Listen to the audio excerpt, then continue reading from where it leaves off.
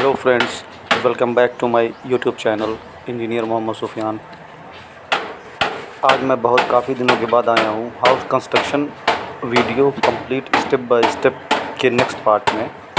इसमें मैं आपको दिखाऊंगा कि 6 वीडियो में जो दिखा दिया गया है उसके बाद देखिए ब्रिक वर्क हुआ है। ब्रिक वर्क वहाँ तक करते हैं जहाँ तक हमको स्लैब की कास्टिंग करनी होती है। ये कॉलम की कास्टिंग चल रही है, सब में डोर फ्रेम लग चुका है और ये आई थिंक मेरे हिसाब से ये 7th स्टेप है। और जहाँ जहाँ OTS छोड़ना है वहाँ वहाँ OTS छोड़ दिया गया है। सब ब्रिक वर्क कंप्लीट हो चुका है, थोड़ा सा बचा हुआ।